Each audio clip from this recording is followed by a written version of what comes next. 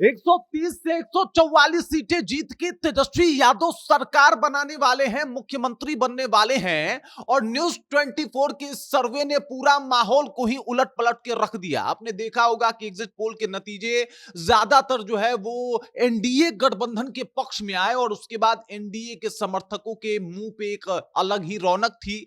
लेकिन न्यूज 24 का जो सर्वे सामने आया है उससे एकदम से पूरा माहौल ही गड़बड़ हो गया है। और अब जो है वो 14 को ही क्लियर होगा जनाब कि किसकी सरकार आ रही है।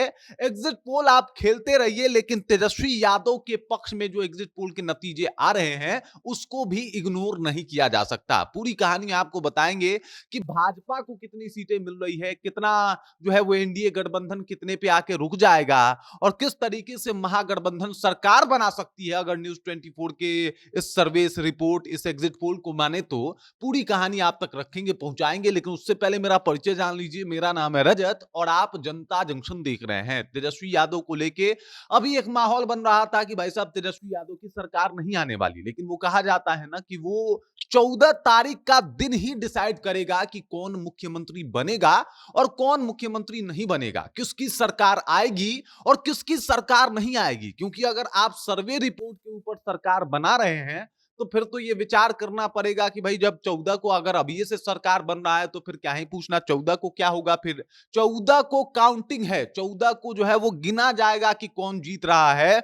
और अगर सर्वे पे ही बात हो रही है तो सर्वे तेजस्वी यादव के पक्ष में भी जाते हुए दिखाई दे रहे हैं। आपको बता दूं न्यूज 24 ने कुछ सर्वे के रिपोर्ट साझा किए हैं जिसमें एनडीए मात्र 95 से 109 सीटों के ऊपर सिमटती हुई दिखाई दे रही है। वहां पे अगर महागठबंधन की बात की जाए तो 130 से 144 मतलब क्लियर बहुमत जो है वो महागठबंधन को प्राप्त होता हुआ दिखाई दे रहा है। वहीं पे ऑदर्स की अगर बात की जाए तो 8 सीटें जो है वो ऑदर्स के खाते में, यानी अन्य लोगों के खाते में, निर्दलीय के खाते में, प्रशांत किशोर के खाते में जो है वो जाता हुआ दिखाई दे रहा है।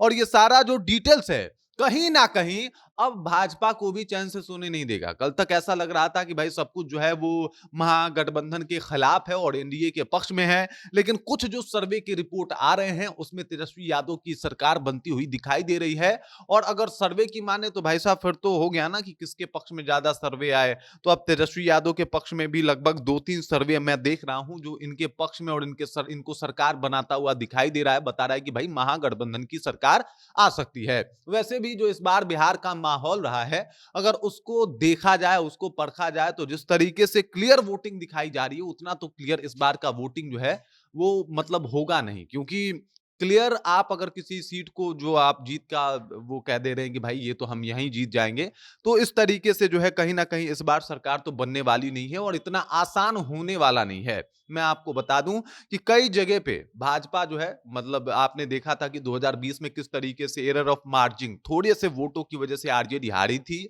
और उसको भाई आप समझिए कि जहां पे थोड़ा बहुत का अंतर दिखता है वहां पे सरकार जो जीती हुई होती है, एग्जिट पोल नतीजे बहुत हद तक इसी पे जो है वो डिसाइड होते हैं कि वहां का जाति समीकरण क्या कहता है। जो सरकार जीती हुई है उसके पक्ष में बहुत सारे रिपोर्ट्स जाते हैं। इसके पीछे का कारण है कि जो थोड़ा बहुत का जो मार्जिन होता है वो सरकार के पक्ष में दे दिया जाता है। लेकिन अगर उसको आप गहन तरीके से सोचिए और समझें तो कई सीटें ऐसी हैं जहां पे मतलब भाजपा एरर ऑफ मार्जिन दिखा रहा है लेकिन भाजपा वहां पे हार भी रहा है। जो नतीजे महागठबंधन के पक्ष में होने चाहिए वो कहीं ना कहीं महागठबंधन के अगेंस्ट है, एनडीए के जो पक्ष में है। और इस वजह से जो है कहीं ना कहीं तेजस्वी यादव बहुत सारी सीटों पे पीछे दिखाई दिए और उनका महागठबंधन दिखाई दिया। लेकिन अगर सर्वे की बात माने तो कई सर्वे पे तेजस्वी यादव की भी सरकार बन रही है। अभी आप तस्वीर देख रहे होंगे उसमें भी आपको दिखाई दे रहा होगा कि यहाँ पे महागठबंधन की सरकार बन रही है और तेजस्वी यादव काफी आगे हैं।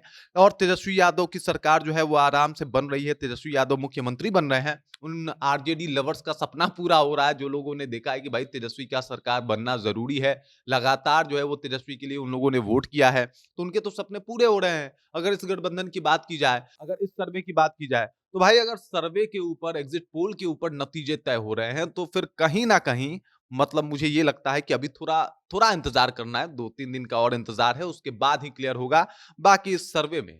तेजस्वी यादव की सरकार जो है वो आ रही है और तेजस्वी यादव के समर्थक इसको देख के खुश हो सकते हैं कि भाई अगर उनकी आ रही है तो ऐसा नहीं है कि हमारे पक्ष में कोई रिपोर्ट ही नहीं है, कोई सर्वे ही नहीं है, बल्कि उनके पक्ष में भी रिपोर्ट है, सर्वे है, एग्जिट पोल के नतीजे हैं, उनकी भी सरकार बन सकती है। तो अब तो लास्ट दिन ही ये डिसाइड होगा कि कौन सरकार में आ रहा है। बाकी इस खबर, इस जानकारी को लेके आप क्या सोचते हैं? क्या आपको लगता है कि महागठबंधन की वापसी हो रही है? महागठबंधन का सरकार बन सकता है? कमेंट करके अपना विचार हम तक पहुंचा दीजिए। बाकी आप देख रहे हैं जनता जंक्शन और मेरा नाम रजत है।